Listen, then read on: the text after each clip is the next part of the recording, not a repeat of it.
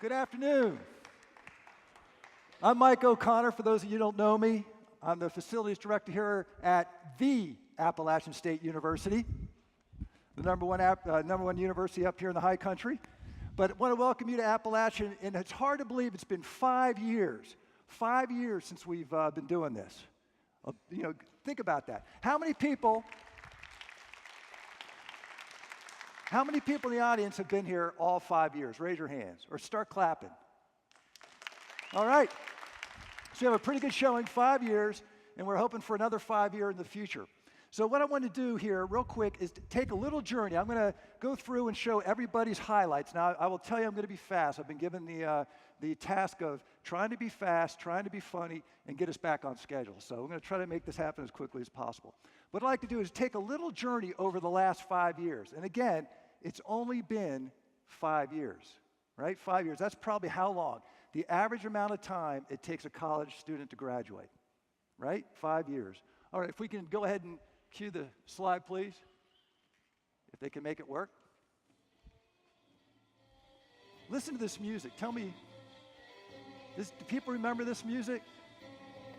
So a couple of years back, about 2007, 2008, there was this great video called Shift Happens, Now You Know. And so this was the music that went with that. And it talked about how fast the world was changing and how our priorities were changing and how things were shifting. And so I take a look up at here and think about the last 5 years. Think about it. The iPad was just introduced the year before we started the Energy Summit. And now it's like ubiquitous. Everybody has one. That's what we do. Take a look. I like Amazon up there. We all had Amazon probably, but now we went from Amazon to Amazon Prime, which up here in the high country, I can order a video or I can order anything I want and get it in 2 days. And it doesn't cost me anything. And now they got this new thing I found about recently called Amazon Now. Has anybody here been able to use Amazon Now? You get it within 2 hours. Think about that. You can order something, it's going to show up to you in 2 hours. So you don't even have to go to the grocery store anymore. You just think, oh, I want this. As long as it's a minimum order, $20, it shows up in under 2 hours. Think the other thing, the Cree light bulb. 2013 is when the Cree screw-in light bulb went in. How many people here, signified by clapping, have Cree light bulbs in their house now? 2013, folks. That's unbelievable. Other things up here. Uber, how many people here have Ubered? Right? That only started like 2 years ago. None of this stuff was here. Tesla didn't have the Model S out until 2013. So we've been holding this thing since 2011. Think how much of this has changed. And then we've got, of course, Netflix streaming. I wasn't streaming any video back when we started this conference. Now I stream almost everything, and I'm ready to cut the cord with DirecTV. The CRISPR revolution. CRISPR gene sequencing. Last year, 2015.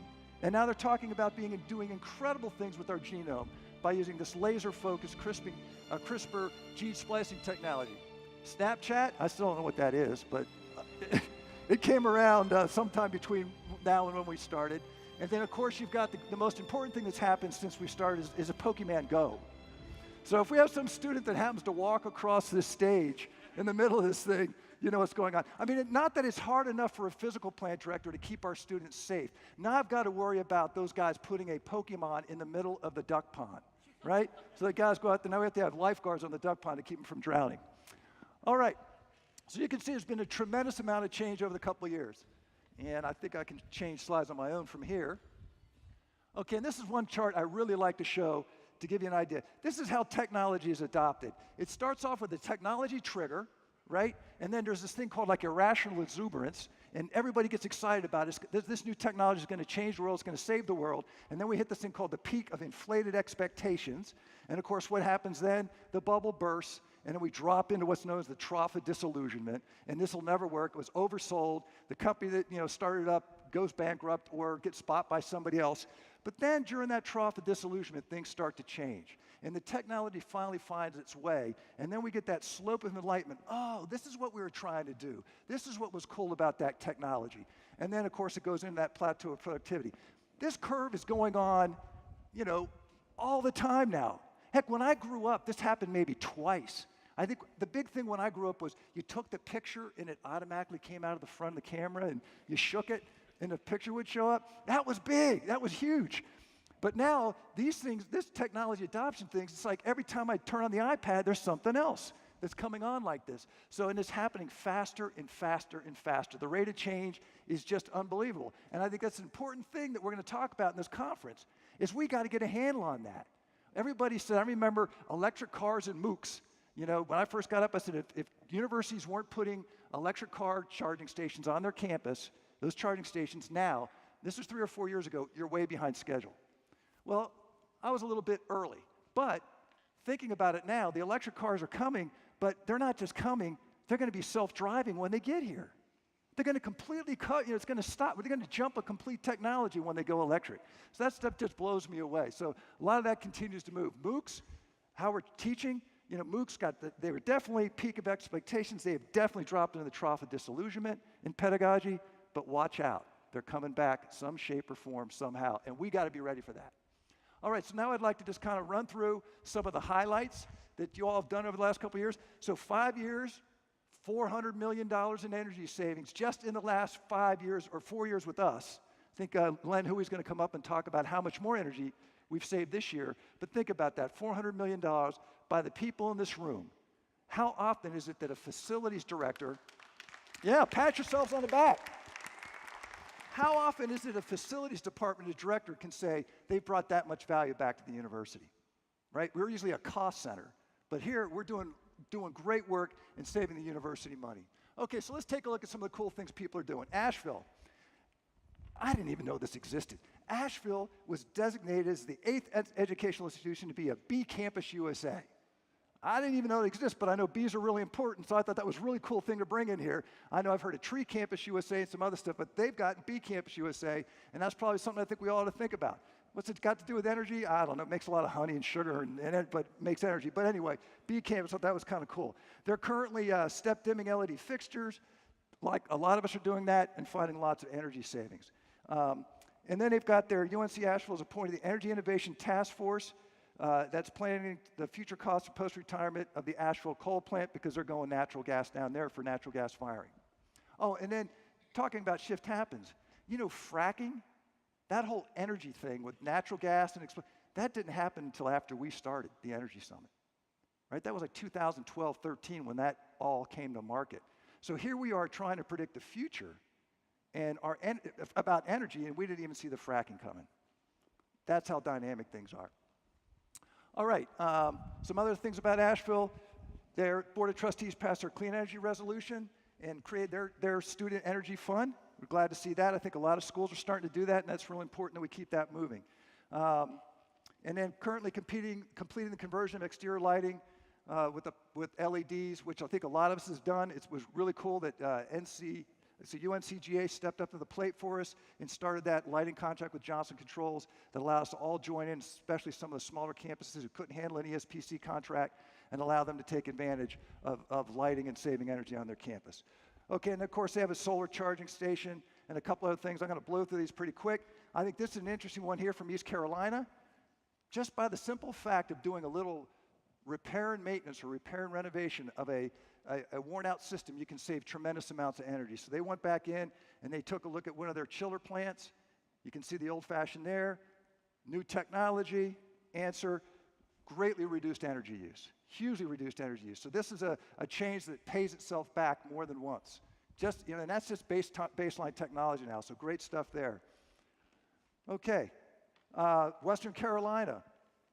Electron Garden on the Green. We're starting to see this a lot of places, right? Putting up charging stations or PV solutions across campuses. Wonderful to see that. We're again having to help push that technology forward to take advantage of those things. Groundwater. This is steam meters. I'm sorry, steam meters. So using ultrasonic meters to measure their steam. And anybody here who works with steam, there's probably a few of you out there know, reading steam is an art and not a science. But you've got to be able to measure and manage what you're doing. You'll never have any idea how you're doing on your energy savings. So great technology. We're trying to use some of that stuff here, and we'll have to push and lead on that as well. And then they're doing building scheduling, which is wonderful. We use an Events2 HVAC program here, but now we can schedule our buildings, right? Because nowadays, one of the other big things that we've talked about is Internet of Things. Everybody hear about the Internet of Things? The Internet of Things is already underway on all of our campuses, and it's called building controls, right? So on this campus alone, we have 90,000 devices currently talking over the internet. 90,000 HVAC devices, 90,000, reporting back over 900,000 data points every 15 minutes. Think about that. Talk about data analytics. That's the Internet of Things. That's that stuff we don't see. You know, you hear about, well, if I do the Internet of Things, I can have my milk sent to my refrigerator when I'm out of milk. I'm like, what the heck is that all about? You know, and some of these technologies, you know, I'll know when to flush the toilet or when I stand up. I don't care. I don't care. But this stuff, building scheduling, being able to deal with a control system that can then set and reduce energy use in the buildings when they're not being used, huge. Huge energy savings. That's something smart buildings we need to do. And it's the start of the Internet of Things. And we facilities, us and probably maybe the car industry, where your car now is nothing but a collection of Internet of Things under the hood, all talking to each other via computers. Those are probably the two big things that are pushing this forward. Okay, NC State put some reuse water pipeline in, which is, again, great deal, right? It's good for sustainability. And I'm sure it's a better way of probably saving some energy on that as well, Jack. You know, having a better temperature water coming in instead of hot water or whatever. So, and again, as I always say, why do we care about water and energy? Why is reducing water important energy? Because I always tell folks, every time you turn on a tap, a pump is coming on. An electric pump is coming on somewhere in the system, either at the water treatment plant or the sewage treatment plant, one way or the other. So it's hugely important that we reduce our water use. It directly correlates to water savings and water energy savings. All right, this is a big one. So NC State has started a retro commissioning program in-house. That's going in and doing the Internet of Things. Once you've got the Internet of Things, somebody's got to feed it. Somebody's got to keep it tuned. Somebody's got to keep them talking to each other. When they start arguing with each other, somebody's got to figure out which device is arguing with which device and settle that argument to make it run right. And look at that. Since 2014, $2 million in energy savings. Amazing. And their student fund, it's glad to see that they have a student fund as well. I think that's starting to be adopted at most campuses.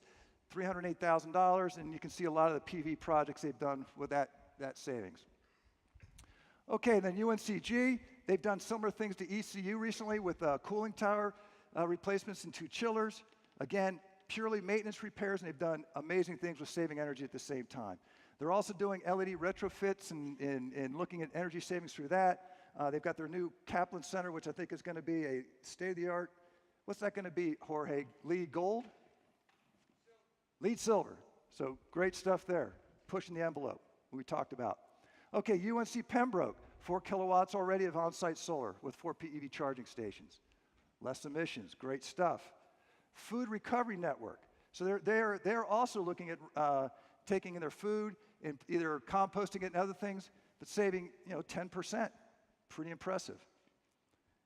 Tree Campus USA 2015, another important designation. If we have a lot of trees on the campus, that decreases the amount of the urban heat footprint or whatever they call that, where it gets really hot on campus because there's too much asphalt, not enough shade, which means we have to have more electric for cooling, etc. So wonderful that we're working in that direction. And they also have several buildings that are going in for LEED certification. All right, Appalachian State, my own school here, I can brag here a little bit. So lab demand ventilation control system called Aircuity we put in our main chemistry building. Our chemistry building on this campus was using, I think it was 35 to 40% of the entire energy used by the entire campus in one building. Hugely inefficient. We're exhausting the air out of that building 12 times every hour, probably closer to 14 or 15 times every hour. So think about that. That's like an air change every 5 minutes in the building. So the air, completely volume of that building is heated or cooled and evacuated every 5 minutes. It's like having the ultimate, windows open during a hurricane and trying to heat the building. But we put a lab demand ventilation control system in there, and we've cut energy use by 43% in that building. That's millions and millions of dollars over the life of the ESPC contract that's going to do that. Incredible stuff. And that's all Internet of Things, talking to each other and controlling things. And that's just a quick screenshot of some of the information it gives you. You can even see on this thing when lab hoods are left open. That's like leaving a window open in a building. It'll tell you when somebody's left their lab hood open. And you can go back and find out who that person is who keeps doing that all the time and show them, you need to start closing your hood. Because we've got proof that your hood is always open. Or you're the one that always leave the lights on. So very important, very critical. Just some pictures on that. Okay, then we're over at Elizabeth City. Everybody doing great stuff. They got a sustainability garden they're working on. Sustainability, the students, faculty, all together harvest vegetables and they donate to the local food bank. This I liked. Promenade lighting. Because what I liked about it is look at down the hall or down the promenade. See the old mercury vapors in the background? That lighting is horrible. You can't make out color. Everything's shady. It's fuzzy. You can't see it. All these new LED lights we're putting on campus. Look at the color rendering. You can see everything. What color shirt anybody's. You can see. It's just amazing. I can sit in our freshman parking lot here where I work and look out over the parking lot, and I can tell you what color a shirt somebody's wearing, 300 yards away. The lighting's incredible. So I just like to show that we're working that in a lot of places, and Elizabeth City's joining in on that. And light bulbs. We're getting so much more flexibility with light bulbs. Again, 2013, we finally got the first screw-in light bulb, but now we're starting to get all sorts of crazy light bulbs to take care of places like this, house lighting and stuff that was just impossible 5 years ago. So all sorts of different shapes and sizes of light bulbs are out there. So don't let somebody tell you, oh, I can't change that light fixture out with an LED because they don't make a light bulb for it. Take a look. I bet you there's one out there for it. And of course, their chiller plant, with a retention pond out front, again, stormwater management, very important for island heat effect and other things. And in Chapel Hill, a couple things for them. They got some national awards this year, very important. If you look at EPA 2015 National Building Competition, top water savings award for Russo Hall, saving 32%, and Thurston Bowles saving 60%. Again, every time a tap turns on, there's a pump going on. Building optimization programs, 40%, saving 29%. 29% reduction in energy, 47% in water. Those are huge numbers. These are real numbers. It's amazing what people are being able to do out there. And then UNCW completed their first sustainability tracking assessment system with ASHE stars. So they got a silver rating. Glad to see that. And let's see what else we have here. They're doing some dehydrating stuff to dehydrate food, to reduce our greenhouse gas emissions, and then testing geothermal potential for their new dining hall. Something we like to do. We did one of those projects on campus, our chancellor's residence, and she's on geothermal now, and then they're awarded a bronze bicycle-friendly university. So great stuff going on there as well. So that's what I've got for you all. Any questions?